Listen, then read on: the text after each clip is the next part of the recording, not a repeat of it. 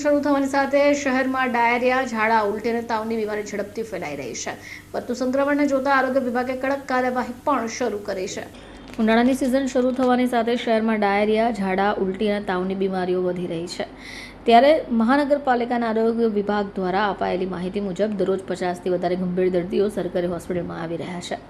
Licence વગરના પાણીપુરી અને આઈસગોલા stall ઉપર કાર્યવાહી હવે શરૂ થઈ રહી છે. સતત વધતા ડાયરિયા, ઝાડા, વોમિટના કેસોને ધ્યાને લેતા મનપાએ લાયસન્સ વગરની દુકાનોમાં વેચાતી પાણીપુરી, આઈસગોલા અને બરફથી બનેલા ખાદ્ય પદાર્થો પર પ્રતિબંધ મૂક્યો છે. મિલાવટીયુક્ત ખાદ્ય પદાર્થોની તપાસ માટે અભિયાન પણ ચલાવાયું છે. 200થી વધારે દુકાનો પર ચેકિંગ શરૂ થયું અને 250થી વધારે ખાદ્ય પદાર્થોના સેમ્પલ માટે લેબ ટેસ્ટમાં મોકલાયા છે.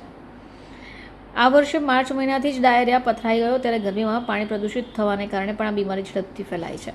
કેટલાક વિસ્તારોમાં પીવાના પાણી લાઇન લીક થયા હોવાની માહિતી પણ મળી, જેથી ગંદકીથી પાણી પ્રભાવિત થઈ રહ્યું છે. આરોગ્ય વિભાગના જણાવ્યા મુજબ આ કેસમાં સ્ટ્રીટ ફૂડ માટે વપરાતા પાણીની ગુણવત્તા પણ નિમ્ન હોય છે. બરફ, આઈસગોલામાં બેક્ટેરિયાનો ઊંચો સ્તર હોવાની શક્યતાઓ રહેલી છે. ત્યારે ફૂડ વેચાણકર્તાઓ હાથ ધોયા વગર ખાદ્ય પદાર્થો તૈયાર કરતા હોય ત્યારે ધૂળ, માટીએ સ્ટ્રીટ ફૂડ બેક્ટેરિયા સંક્રમિત કરી દીધું હોઈ શકે. ગરમીની સિઝન શરૂ થવાથી અત્યારે ઝાડા ઉલટીના કેસ ને બધા કેસો આવે છે. તો એના સંદર્ભમાં આપણે દરેક ઝોનના દરેક વોર્ડમાં આપણી સેનેટરી ઇન્સ્પેક્ટર અને એ લોકોની ટીમ હોય છે. તો જે જગ્યાએ આવા કેસ આવે તેના સરાઉન્ડિંગમાં આપણે જે બધી દુકાનો હોય તેમાં જો ખાદ્ય, બિસ્કીટ કે એવું બધું જે મળે જે પેકેટ વગરનું હોય તો એ લોકોનો નાશ થાય છે. પ્લસ પાણીપુરીની લારીઓ ચેક થાય છે, બરફના ગોળાની લારીઓ ચેક થાય છે, કુલ્ફી, જે રસવાળા જે બધા અત્યારે આવે છે, બદામ શેક ને આ બધા જે શેક, દૂધની આઈટમો જે વેચે છે, આ બધી જે લારીઓ છે એ લોકોનું ચેકિંગ થાય છે. અને એમાં જો આપણને લાગે કે આ ખરાબ છે તો એનો ત્યાં જ સ્થળ પર જ નાશ થાય છે. પ્લસ જે લોકોને આ પાણીપુરી કે એવું છે તો એ લોકોને આપણે ગ્લોવ્સ અને કેપ પહેરવા માટેના અનુરોધ કરીએ છીએ અને એ લોકો પર સ્ટ્રીક થઈને એ પહેરે તેવી કામગીરી કરાવવા માટે કરીએ છીએ અત્યારે.